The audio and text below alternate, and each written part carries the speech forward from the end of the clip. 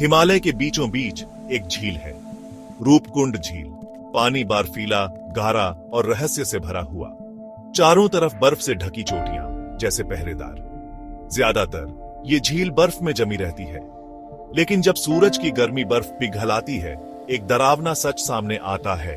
झील के नीचे सैकड़ों कंकाल दिखते हैं, हड्डियां, खोपड़ियां, सब कुछ देख के रूह कांप जाए।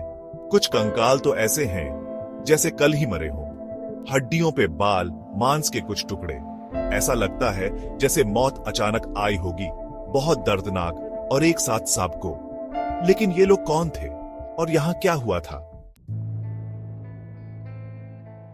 1942 दूसरा विश्व युद्ध अपने पूरे शबाब पर तैयार। एक ब्रिटिश गार्ड हरि किशन मदवाल रूपकुंड झील के पास पहरा दे रहे थे। गर्मी का मौसम, बर्फ पिघल रही थी।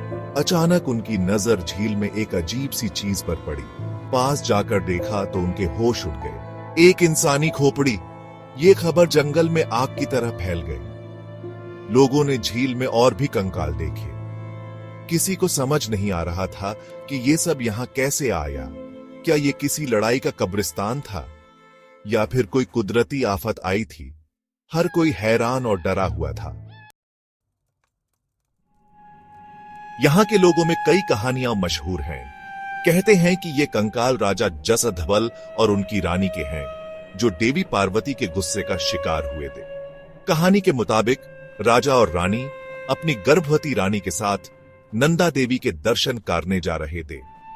रास्ते में उन्होंने पवित्र जगह पर तंबू लगा दिए और नाच गाना शुरू कर दिया। देवी पार्वती को गुस्सा आ गया और उन्होंने भयानक ओलावृष्टि कर दी। ओले इतने बड़े थे कि राजा, रानी और उनके साथी मारे गए। उनकी आत्माएं आज भी यहीं भटकती हैं। कहते हैं कि पूर्णिमा की रात को यहां चीखें सुनाई देती हैं और एक अजीब सी रोशनी दिखती है। वैज्ञानिकों ने इस रहस्य को सुलझाने की कोशिश की है। शुरुआत में लगा कि ये कंकाल 8वीं शताब्दी के आसपास के हैं। कुछ लोगों ने सोचा कि ये लोग तिब्बत से व्यापार करने आ रहे थे और रास्ते में बर्फ के तूफान में फंस गए। लेकिन 2004 में डीएनए टेस्ट से एक नया मोड़ आ गया।